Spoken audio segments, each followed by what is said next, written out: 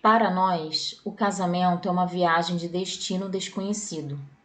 A descoberta de que as pessoas não devem apenas partilhar o que não conhecem uma da outra, mas o que não conhecem de si mesmas. Michael Ventura, Shadow Dance in the Marriage Zone. O que eu gostaria muito de saber é para onde foram todas as minhas sensações sexuais. Trudy ainda está em movimento, dirigindo-se a passos largos ao divã de meu consultório. Arremessa a pergunta jocosamente por cima dos ombros, mas eu percebo uma ponta de acusação em seus olhos enquanto se movimenta ao meu lado. Na mão esquerda, um anel de noivado de diamante reflete um brilho peculiar, e eu pressinto fortemente o motivo que a trouxe a meu consultório. Já faz 8 meses que a vi pela última vez, e hoje ela parece melhor que nunca. Os calorosos olhos castanhos faiscando, e a nuvem bonita de cabelos macios, castanho claros, mais longos e espessos do que eu me lembrava.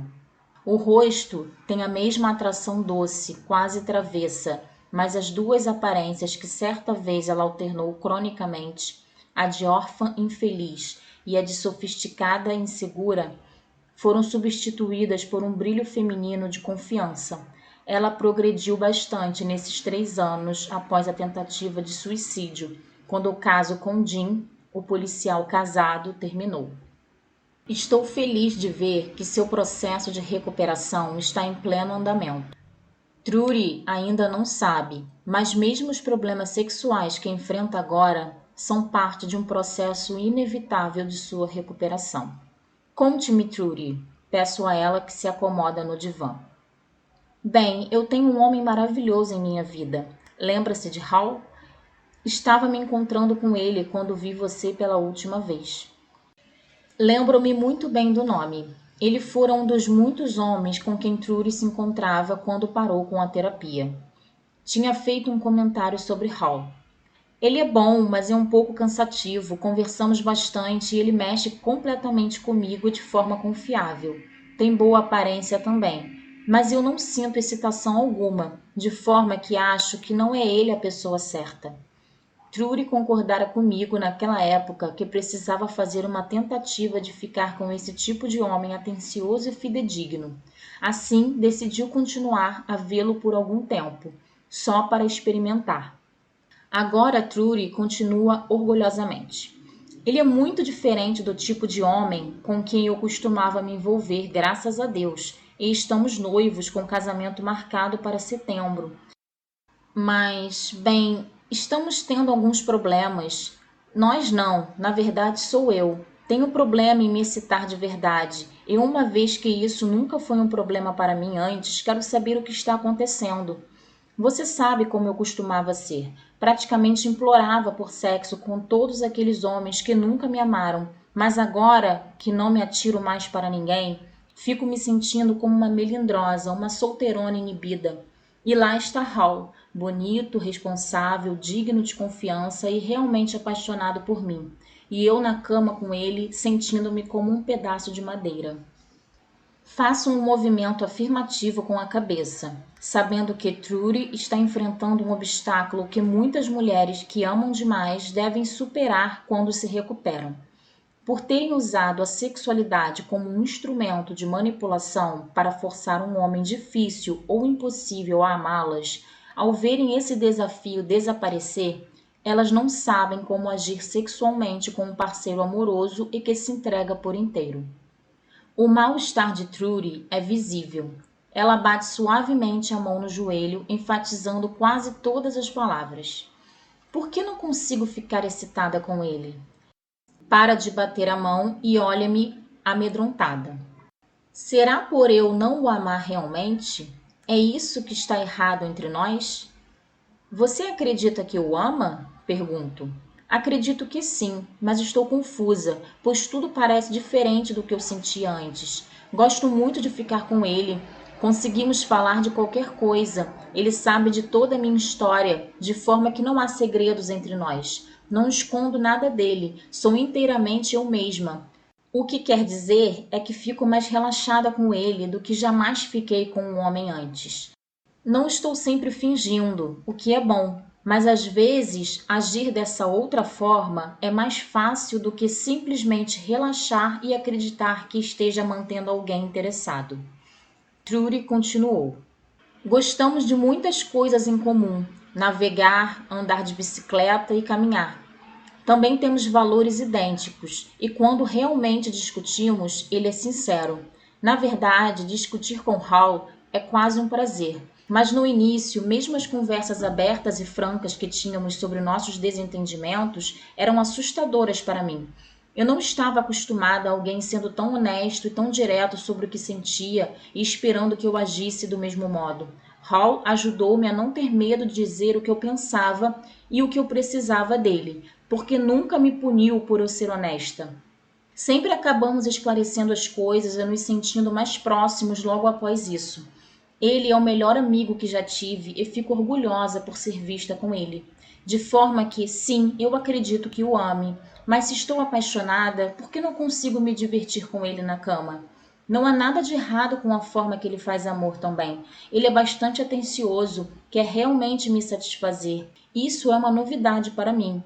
Hal não é tão agressivo como Jim era, mas não acredito que esse seja o problema. Eu sei que ele me acha maravilhosa e que fica realmente excitado comigo, mas pouca coisa acontece do meu lado. Muitas vezes fico fria e embaraçada. Não faz muito sentido sabendo que já fui tão diferente, não é mesmo? Fiquei feliz em poder tranquilizá-la. Na verdade, Trudy, faz bastante sentido. A fase por que você passa agora é algo que muitas mulheres com histórias parecidas com a sua enfrentam quando começam a se relacionar com um homem que é um parceiro adequado. A agitação, o desafio e o velho embrulho no estômago simplesmente desaparecem, e como o amor sempre foi isso anteriormente, elas têm medo de que algo muito importante esteja faltando. O que está faltando é a loucura, a dor, o medo, a angústia, a expectativa. Continuei tranquilizando-a. Agora, pela primeira vez, você tem um homem bom, seguro e confiável que adora você, e não é preciso trabalhar para modificá-lo. Ele já possui as qualidades que você quer em um homem e está comprometido com você. O problema é que, anteriormente, você nunca soube o que era ter o que se quer. Você só sabe o que é não ter o que quer e esforça-se como louca para tentar obter. Você está habituada à ansiedade e ao suspense que produzem muita agitação no coração. Ele fará ou não? Ele fez ou não fez? Você sabe do que estou falando. Trudy sorri. Sempre soube. Mas como tudo isso se relaciona com as minhas sensações sexuais? Tem relação sim, porque não ter o que você quer é muito mais estimulante do que ter. Um homem gentil, amoroso e devotado nunca fará seu sistema nervoso agir como Dinho fazia, por exemplo. Ah, é verdade. Coloco em dúvida o relacionamento porque não estou sempre obcecada por Hal. Pergunto-me se simplesmente o aceito sem questionar. Trudy não está mais zangada. Ela está entusiasmada agora como uma detetive que desvenda um mistério importante. Eu confirmo. Bem, de certa forma, você provavelmente o aceita realmente sem questionar. Você sabe que ele sempre estará ao seu lado, que ele não abandonará você, que pode contar com ele, de forma que não há necessidade de se atormentar. Obsessão não é amor, Trudy, é apenas obsessão. Observo-a meneando a cabeça afirmativamente e continuo. E às vezes o sexo funciona muito bem quando estamos obcecadas.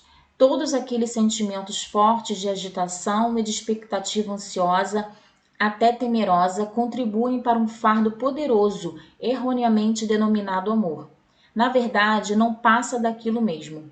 Ainda assim, é o que as músicas dizem que é amor. Aquele tipo de coisa, não consigo viver sem você, meu amor.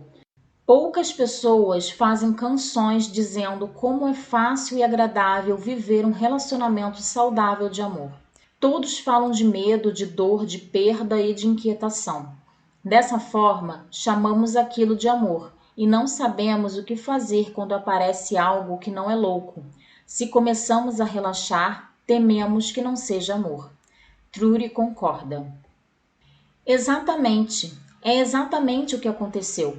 No início, não chamei de amor porque era bom demais e eu não estava acostumada a sentir-me bem com nada, como você sabe. Ela sorri e prossegue. Ele simplesmente cresceu dentro de mim nesses meses que nos vimos. Senti como se eu pudesse relaxar e ser inteiramente eu mesma, e mesmo assim ele não iria embora. Só isso já era inacreditável. Nunca consegui fazer uma pessoa ficar comigo. Esperamos um bom tempo até nos envolvermos sexualmente. Esperamos, na verdade, conhecermos-nos primeiro como indivíduos. Eu gostava dele cada vez mais, e estar em sua companhia fazia-me sentir muito bem e feliz. Quando enfim fomos para a cama, foi algo bastante terno e eu me senti muito vulnerável. Chorei bastante e ainda choro de vez em quando, mas ele não parece se incomodar. Acho que ainda existem muitas lembranças dolorosas que surgem em mim com relação a sexo, como ser rejeitada e sentir-me magoada. Após uma pausa, ela acrescentou: Agora, quanto ao sexo, eu estou mais preocupada que ele. Ele gostaria que fosse mais excitante para o nosso próprio bem, mas realmente não reclama. Eu reclamo, entretanto, porque sei como poderia ser. Está bem, eu respondo. Conte-me como é entre você e Hal agora. Ele está apaixonado por mim. Posso perceber pela forma como ele me trata. Todas as vezes que encontro um amigo dele pela primeira vez, vejo que Hal já disse coisas maravilhosas a meu respeito só pela forma como sou recebida.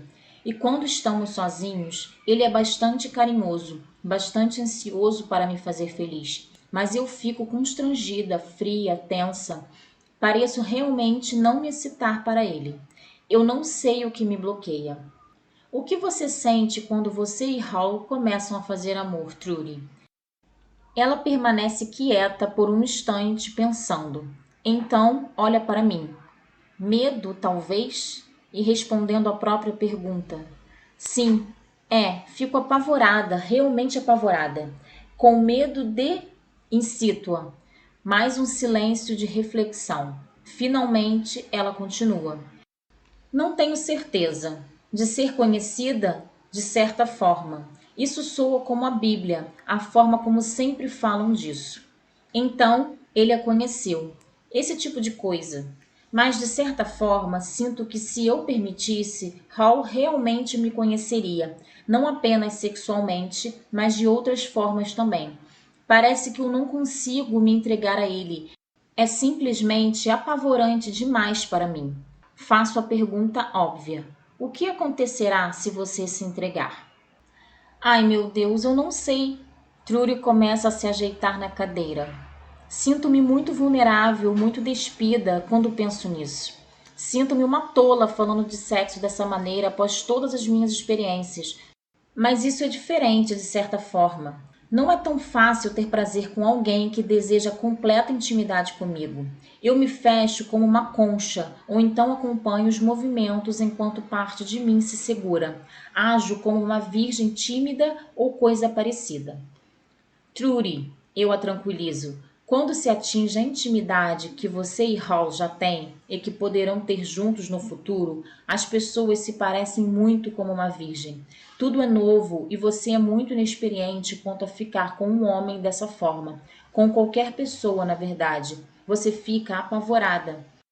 Bem, é exatamente assim que me sinto, autoprotetora, como se eu fosse perder algo muito importante.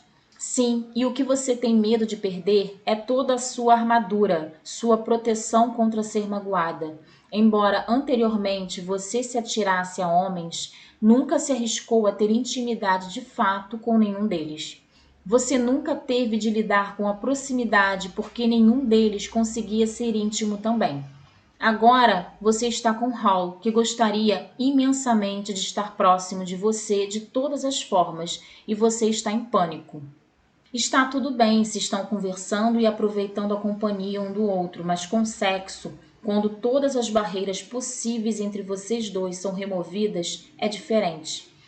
Com seus outros parceiros, nem mesmo o sexo removia as barreiras. De fato, ajudava a mantê-las no lugar, porque você usava o sexo para evitar transmitir quem você realmente era e como realmente se sentia. Assim, não importa quanta experiência sexual você já teve, você nunca se aproximou a ponto de se conhecerem. Por sempre ter usado o sexo para controlar relacionamentos, minha opinião é que é muito difícil para você abandonar esse controle, usando o sexo espontaneamente e não como um instrumento. Prossegui. Eu gosto de sua frase, Trudy, ser reconhecida, porque é o que a sua partilha sexual agora significa.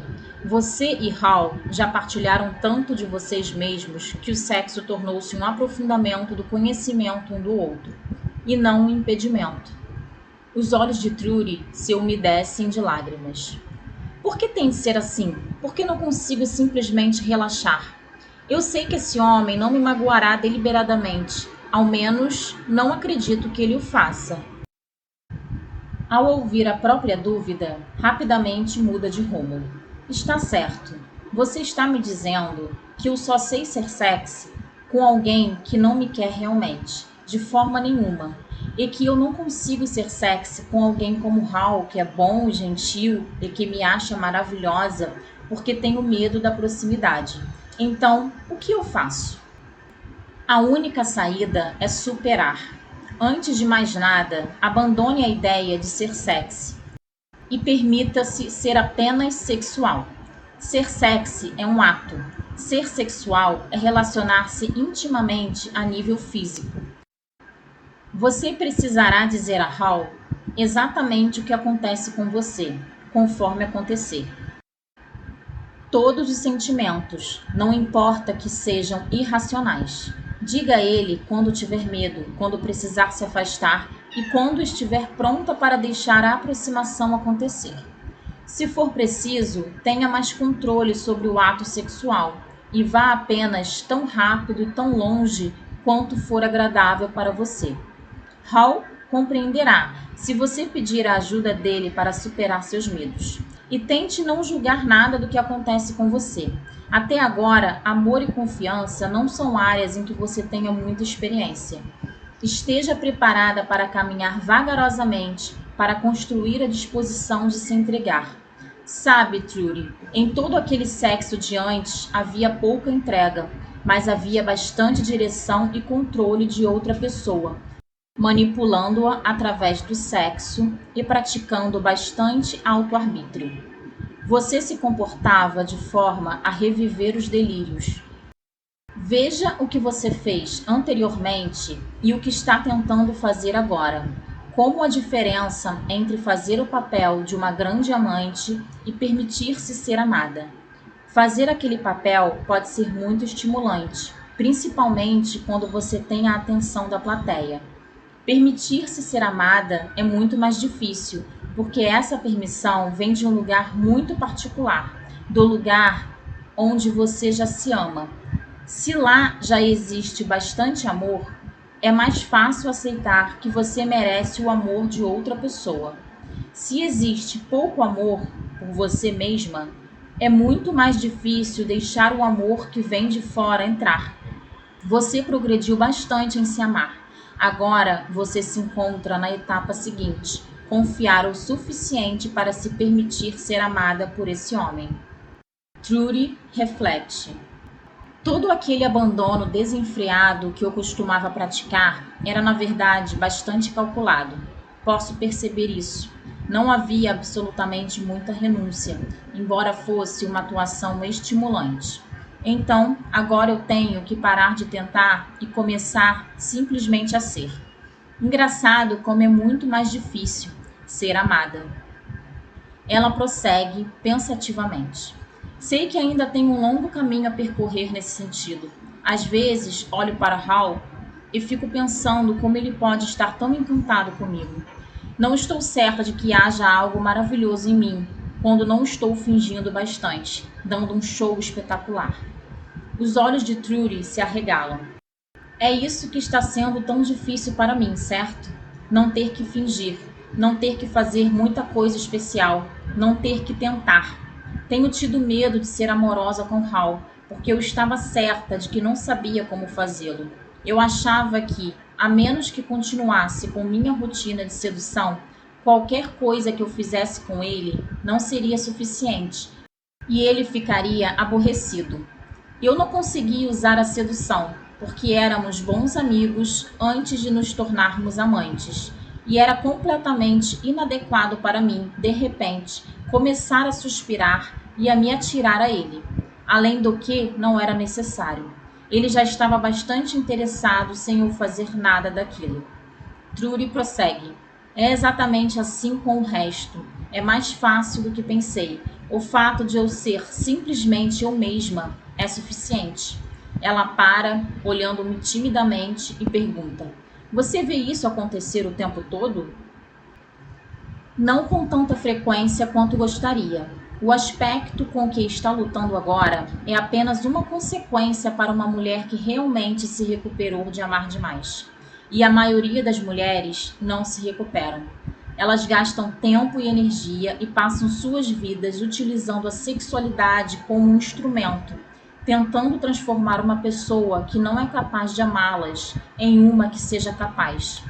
Nunca dá certo, mas é seguro porque, enquanto estão completamente envolvidas na luta, nunca têm que lidar com a intimidade real, com deixar que um outro ser humano as conheça profundamente. A maioria das pessoas tem muito medo disso, de forma que, enquanto a solidão as direciona para relacionamentos, o medo faz com que elas escolham pessoas com quem nunca dará certo. Trudy pergunta: Hal fez isso comigo? Escolheu alguém de quem ele não consegue ser íntimo? Talvez. Então eu agora estou do outro lado dessa coisa, sendo a pessoa que resiste à intimidade. É uma mudança de posição. Acontece bastante.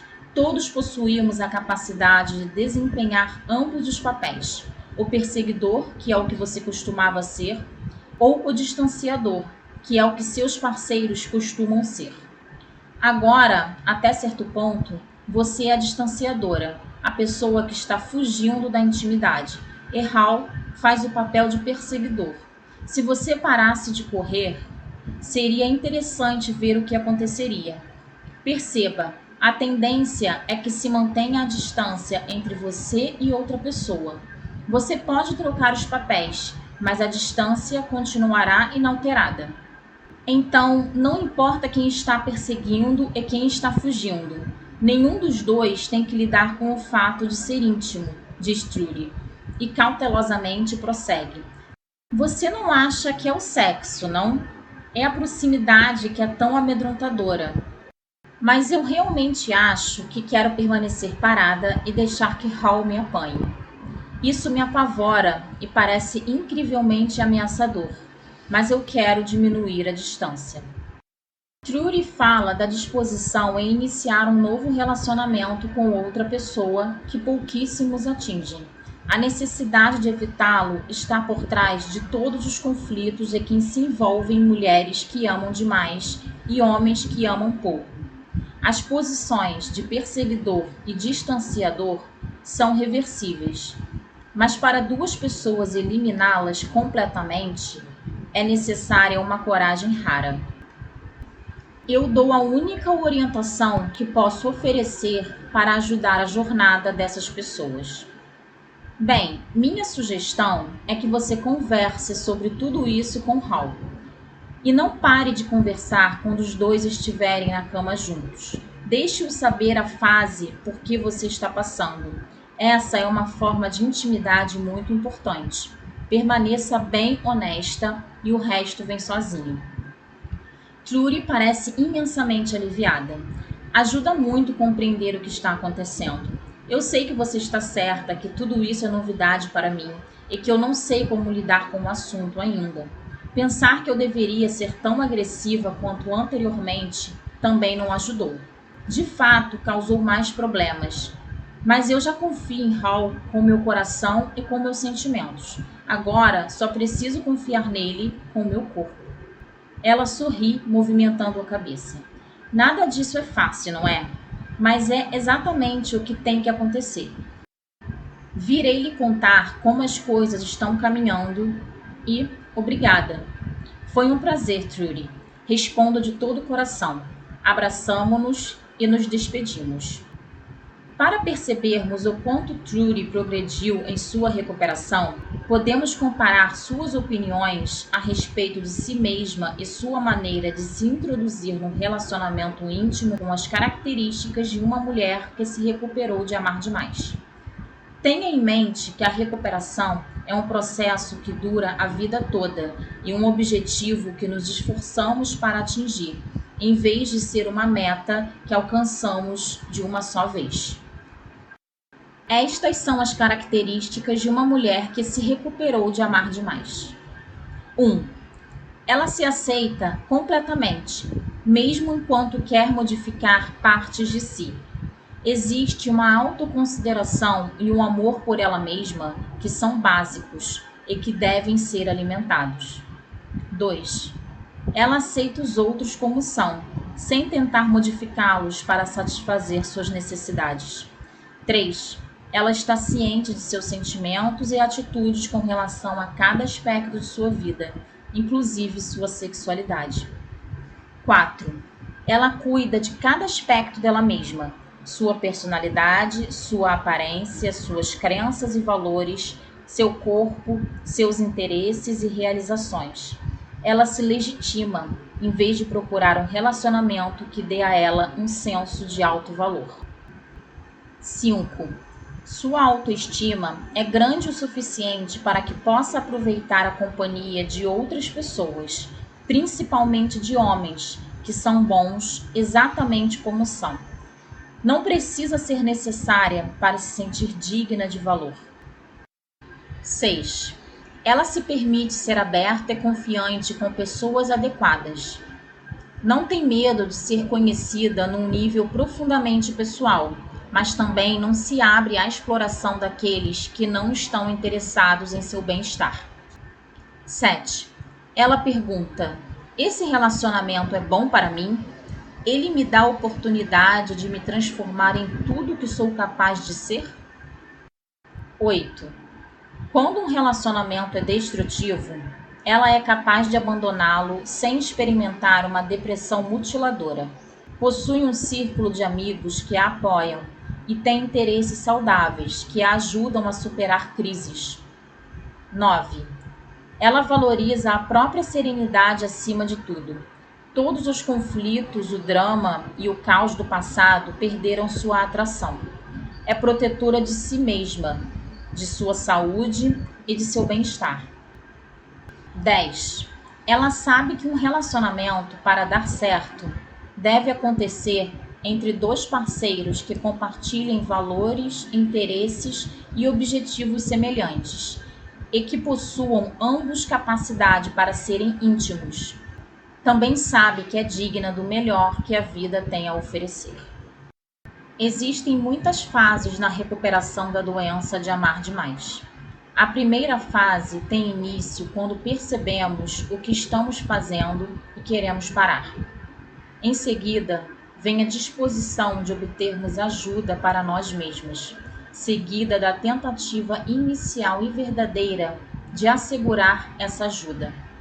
Após isso, entramos na fase de recuperação, que requer o compromisso com nossa própria cura e nossa disposição de continuar com o programa de recuperação. Durante esse período, começamos a modificar a maneira de agir, de pensar e de sentir. O que certa vez pareceu normal e familiar, começa a parecer desagradável e doentio.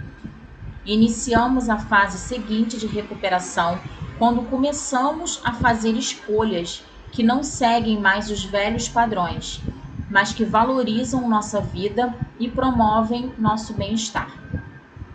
Através dos estágios de recuperação, o amor por nós mesmas aumenta gradual e constantemente. Primeiramente, paramos de nos odiar, tornamo-nos mais tolerantes com nós mesmas. Em seguida, brota uma apreciação de nossas qualidades. e a autoaceitação se desenvolve. Finalmente, o amor por nós mesmas evolui. Se não temos nem autoestima, nem autoaceitação, não conseguimos tolerar sermos conhecidas, como Trudy coloca tão adequadamente, porque, sem esses sentimentos, não conseguimos acreditar que merecemos amor exatamente como somos. Em vez disso, tentamos obter amor dando-o a alguém, sendo zelosas e pacientes, sofrendo e nos sacrificando, promovendo sexo excitante ou refeições maravilhosas ou qualquer outra coisa. Uma vez que a autoaceitação e o amor por nós mesmas começam a se desenvolver e ganhar espaço, então estamos prontas para praticar conscientemente o fato de sermos simplesmente nós mesmos sem tentar agradar, sem nos comportarmos de forma calculada para ganhar a aprovação e o amor de outra pessoa. Mas parar com esse comportamento e com os agrados, apesar de nos trazer alívio, também pode ser amedrontador. Um sentimento de inabilidade e de vulnerabilidade surge em nós quando estamos apenas sendo em vez de fazendo. Enquanto lutamos para acreditar que somos dignas, exatamente como somos, do amor de alguém importante para nós, a tentação de agradá-lo ao menos um pouco sempre está presente. E se o processo de recuperação progrediu, também não estamos dispostas a retomar os velhos comportamentos e as velhas manipulações. Essa é a encruzilhada em que Trudy se encontra agora. Não ser mais capaz de empregar seu velho estilo de se relacionar sexualmente, mas sentir-se amedrontada para prosseguir com uma forma de experiência sexual mais verdadeira, menos controlada, muito embora tenha havido um abandono desenfreado, não deixou de ser um comportamento bastante controlado. À primeira vista, parar de agir assemelha-se a um congelamento de nossas emoções. Quando não estamos mais dispostas a agir de forma calculada para produzir um efeito, há um período durante o qual sofremos por não saber o que fazer, até que nossos impulsos amorosos verdadeiros tenham oportunidade de ser ouvidos e sentidos. O fato de abandonar os velhos estratagemas não significa que nunca nos aproximamos, nunca amamos, nunca zelamos, nunca ajudamos, nunca acalmamos, estimulamos ou seduzimos nosso parceiro. Mas com a recuperação, ligamo-nos a outra pessoa com uma expressão de nossa própria essência, em vez de estarmos tentando provocar uma reação ou criar um efeito, ou produzir uma modificação nela. O que temos a oferecer é quem somos verdadeiramente quando não estamos fingindo ou calculando, quando estamos sem disfarces e sem enfeites. Se vamos permitir que alguém nos veja e nos conheça verdadeiramente, devemos antes superar o medo de sermos rejeitadas e devemos aprender a não entrar em pânico quando todas as nossas muralhas emocionais de proteção não estiverem mais presentes, rodeando-nos e protegendo-nos. No campo sexual, essa nova condição de se relacionar requer que nos desnudemos e que estejamos vulneráveis, não só fisicamente, mas também emocional e espiritualmente. Sem dúvida, esse grau de ligação entre duas criaturas é muito raro. Tememos que, sem as muralhas protetoras, possamos morrer. Por que vale a pena correr o risco? Apenas quando nos revelamos verdadeiramente é que podemos ser verdadeiramente amadas. Quando nos relacionamos como genuinamente somos, em nossa essência, e se mesmo assim somos amadas, é a nossa essência que é amada. Nada é mais proveitoso a nível pessoal e mais libertador no relacionamento. Deve-se notar, entretanto, que esse tipo de comportamento de nossa parte só é possível num clima livre de medo, de forma que não devemos apenas vencer o medo de sermos verdadeiras, mas também evitar pessoas cujas atitudes e comportamentos nos causem medo. Não importa o quanto você se disponha a ser verdadeira com a recuperação, ainda haverá pessoas cuja raiva, hostilidade e agressão a impedirão de ser honesta. Ser vulnerável com elas é ser masoquista.